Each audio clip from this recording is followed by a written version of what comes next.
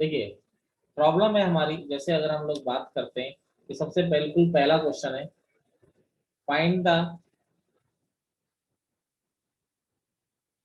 Find the value of, जैसे आपको दे दिया गया साइन इनवर्स 1/2 का वैल्यू निकालिए कि साइन इनवर्स 1/2 कहाँ से कहाँ तक होगा। देखिए मैं आप अब स्कूल में निकालने का तरीका क्या हुआ, सबसे पहले वैसे तो मैं एक लाइन का आंसर है, साइन इनवर्स 1/2 को थीटा लिया, साइन थीटा क्या हो गया आपका 1/2। अब 1/2 किसकी वैल्यू होती है बेटा, अरे बोलो, साइन π/6 की। तो थीटा इज इक्वल टू क्या आ गया, π/6। और थीटा आपने क्या लिया था, sine inverse 1/2 is equal to क्या आ गया आपका π/6। क्लियर है मेरी बात? Yes sir. ठीक है। अब जैसे आपको निकालना हो, वैल्यू निकालनी हो, जैसे मैं एक सिंपल सी वैल्यू निकाल के दिखाता हूँ कि cos inverse 1/2 plus tan inverse 1/√3 plus sine inverse √3/2।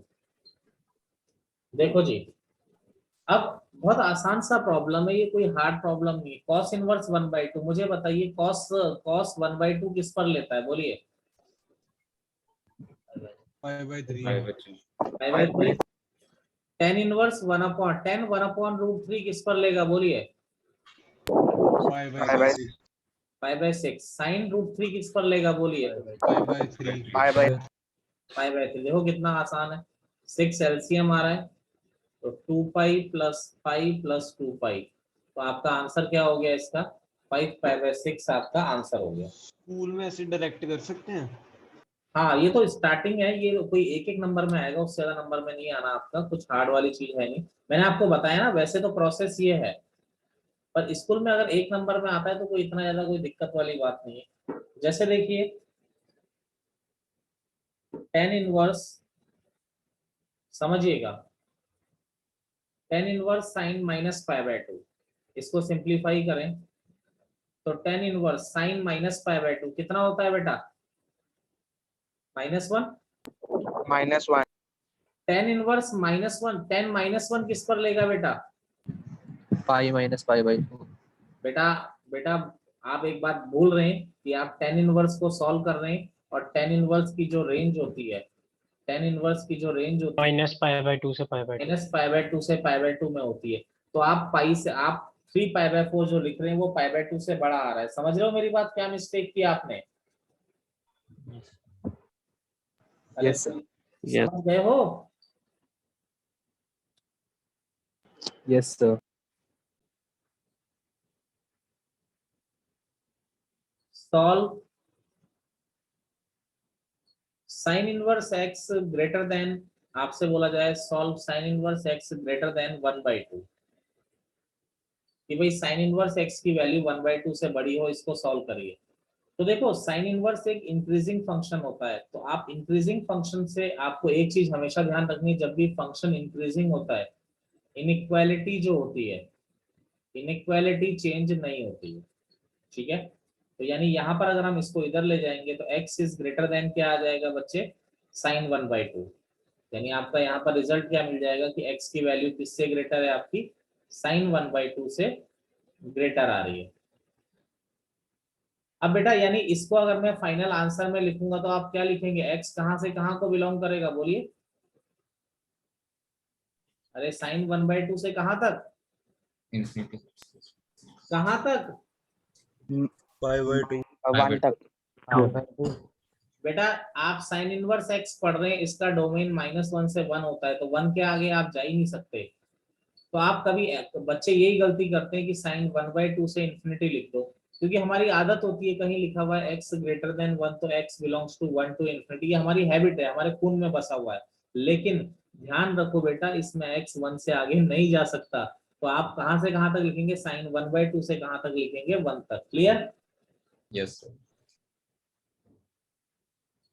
अगला देखिए, find the minimum, find the minimum value of n for which tan inverse n upon pi greater than pi by 4। मुझे बताइए tan इनवर्स इंक्रीजिंग फंक्शन है कि decreasing function है? Increasing. Increasing. अगर ये increasing function है तो ये इधर जाएगा तो इनइक्वालिटी के साइन में कोई फर्क नहीं पड़ेगा, ग्रेटर का ग्रेटर रहेगा। अब 10 पाई बाय 4 कितना होता है? 1 होता है। तो n upon pi greater than 1, पाई एक पॉजिटिव नंबर है, पॉजिटिव नंबर को इधर से इधर ले जा सकते हैं। तो n की वैल्यू क्या आ रही है आपकी? Greater than pi. ठीक है, यहाँ पर लिखा हुआ है n belongs to natural number, तो पाई मतलब 3.14 से बड़ा। तो मिनिमम वैल्यू ऑफ n क्या कंसीडर करोगे आप लोग? 4 आपका आंसर हो जाएगा। सर वहाँ पे जो हाँ जी, वैसे बाद में पूछ। देखिए इससे ग्राफ में क्लियरिटी मिलेगी। एक्स वाई आपको दे रखा है -1 से 0, समझिएगा। एक्स और वाई क्या दे रखा है? -1 से 0। ठीक है, देन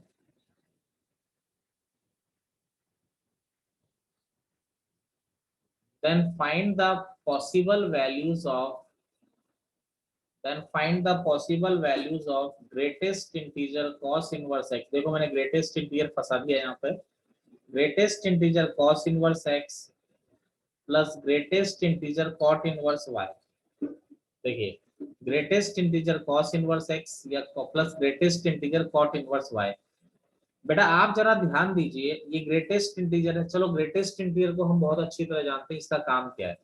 हमें देखना है x और y -1 से 0 आ रहा है। तो देखो x बेटा -1 से 0 डाल रहे हो तो cos इनवर्स x है।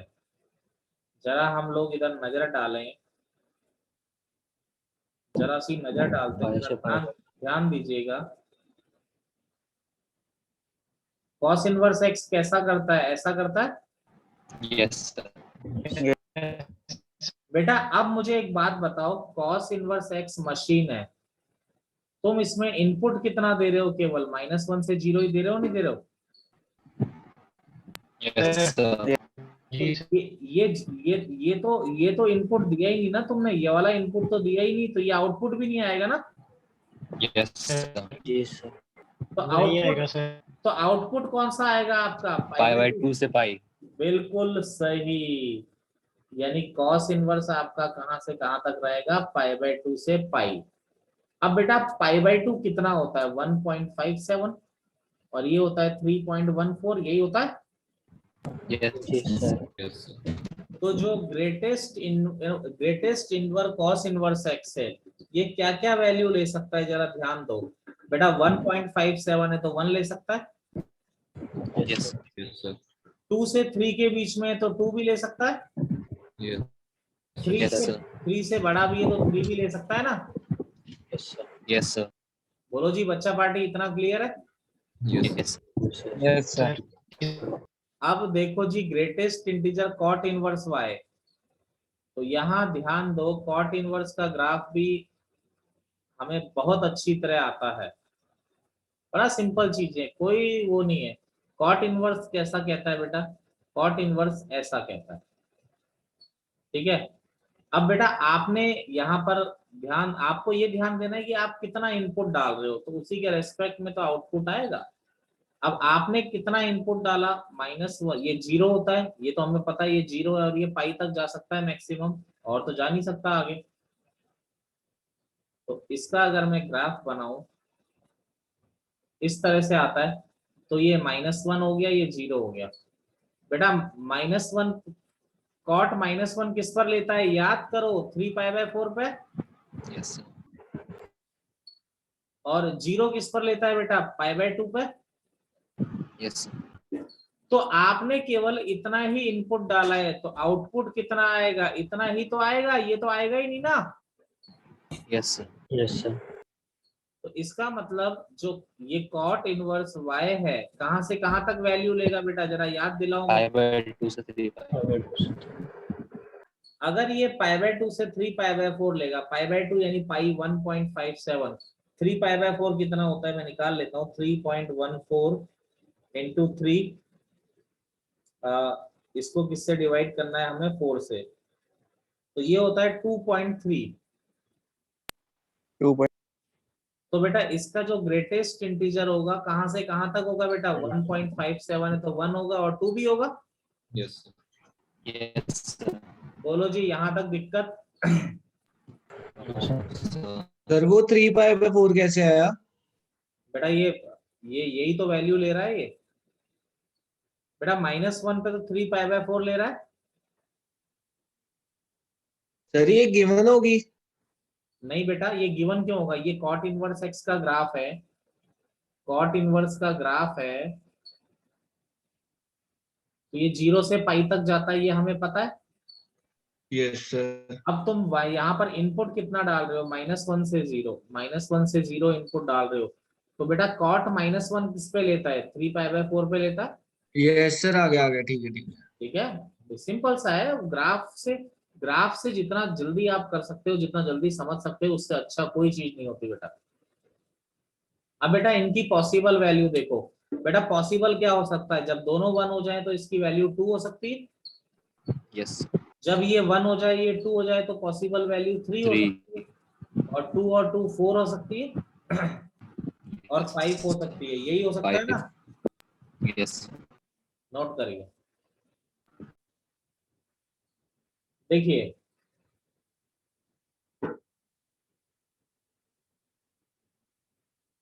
Properties of inverse trigonometric function. देखिए फर्स्ट प्रॉपर्टी, देखिए वहां पर ट्रिग्नोमेट्री में आप कुछ आइडेंटिटी याद करते थे, आपको याद होगा, लिखना नहीं है। Sine square theta plus cos square theta 1 होता है, sec square theta minus tan square theta 1 होता है, cosec square theta minus cot square theta 1 होता है। ये कुछ ट्रिग्नोमेट्रिक आइडेंटिटी आप लोग याद करते थे। यहाँ पर क्या होता है देखिए, अब देखिए यहाँ पर होता है sine inverse x plus cos inverse x is equal to π/2, tan inverse x plus cot inverse x is equal to π/2, sec inverse x plus cosec inverse x is equal to π/2। अब बेटा देखो सबसे इंपॉर्टेंट कंडीशन है ये valid कब है। देखो मैंने आपको शुरुआत से ये चीज पढ़ाई है, कोई भी चीज जो होती है अपने डोमेन के अंदर ही वैलिड होती है, डोमेन के बाहर वो फॉर्मूला वैलिड नहीं। साइन इनवर्स एक्स का डोमेन -1 से 1 होता है, कॉस इनवर्स एक्स का डोमेन -1, तो यानी ये जो इनइक्वालिटी वैलिड है कहां से कहां के लिए वैलिड है, -1 से 1 के लिए। tan इनवर्स एक्स का domain all real number, cot inverse x का डोमेन ऑल रियल नंबर, तो ये ऑल रियल नंबर के लिए वैलिड है। सेक इनवर्स एक्स का डोमेन होता है -∞ से -1 यूनियन 1 से इन्फिनिटी, अगेन सेम। तो ये जो वैलिड होता है ये इसी के लिए वैलिड होता है। कैसे आता है वो तो मैं भी प्रूव करा ही देता हूँ, नो डाउट। यस किसी ने हैंड रेज कर रखा है, एनी डाउट, एनी डाउट?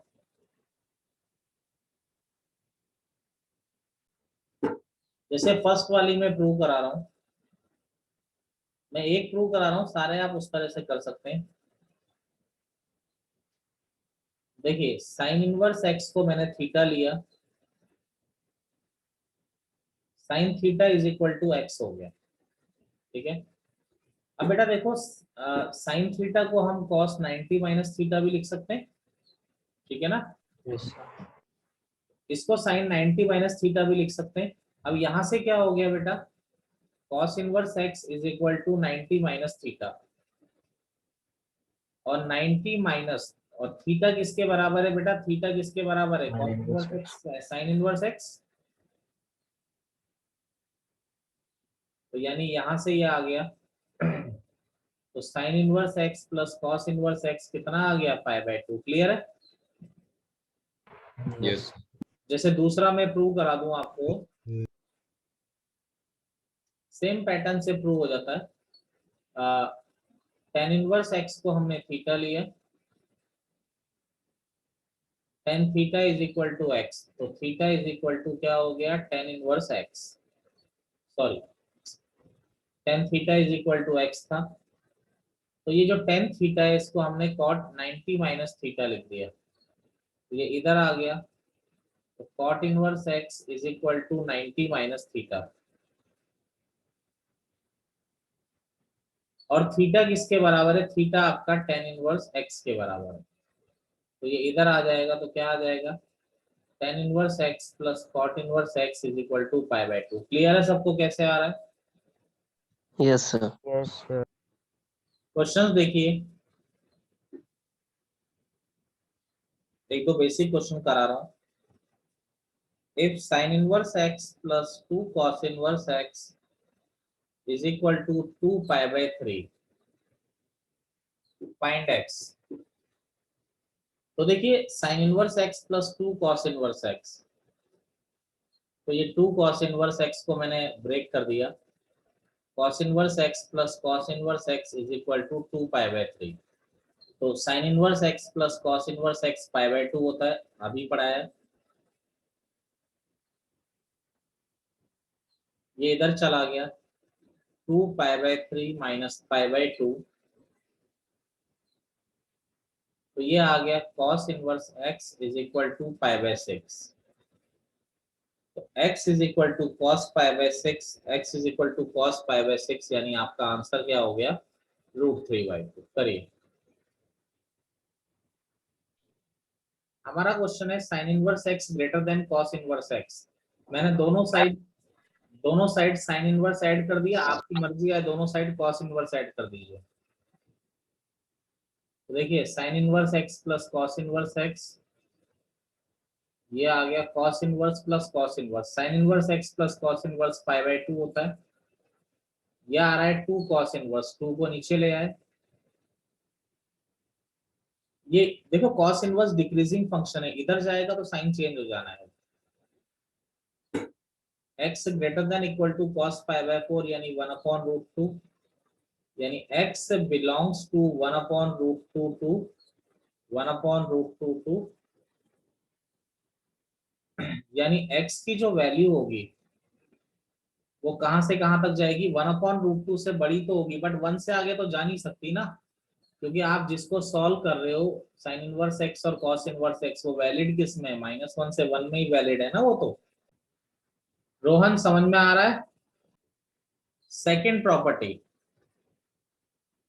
पहले मैं लिख रहा हूं, फिर आप लोगों को एक्सप्लेन कर दी जाएगी।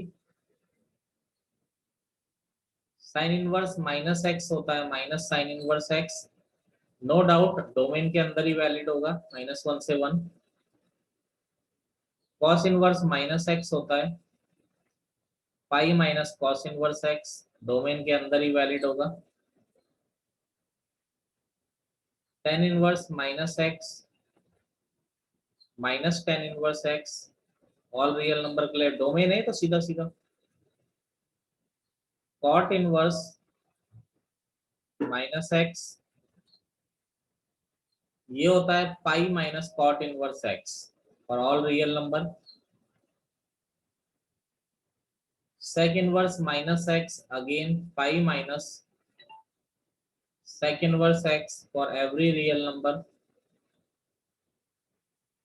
cosec inverse -x is minus cosec inverse x, sorry every real number नहीं, इसका डोमेन होता है -∞ से -1 यूनियन 1 से इंफिनिटी। इसका डोमेन होता है -∞ से -1 यूनियन 1 से इंफिनिटी। करिए,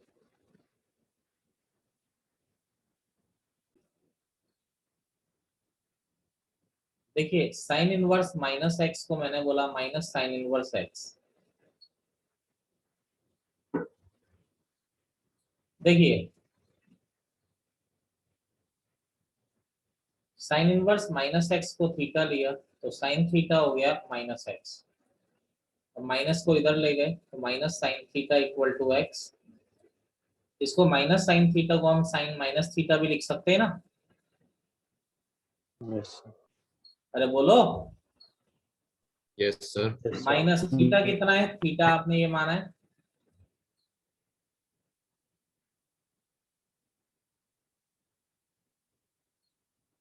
तो sin inverse -x is equal to आपका ये आ रहा है minus of sin inverse x। अगला cos इनवर्स माइनस एक्स होता है pi minus cos inverse x. Let cos inverse minus x is equal to theta. Cos theta is equal to minus x. अब देखिए माइनस को इधर लाए. अब यहाँ पर क्या, तो यहाँ तो क्या था, साइन में हम अंदर ले सकते थे, कॉस में तो अंदर भी नहीं ले सकते क्योंकि कॉस में अंदर लोगे तो माइनस ही गायब हो जाएगा. लेकिन we know very well cos pi minus theta is minus cos theta. तो माइनस कॉस थीटा को हम क्या लिख सकते हैं, कॉस 180 माइनस थीटा लिख सकते हैं. Yes, sir. तो pi minus theta is equal to cos inverse x. तो pi minus cos inverse x is equal to theta, और थीटा क्या है आपका, कॉस इनवर्स माइनस एक्स. करिए.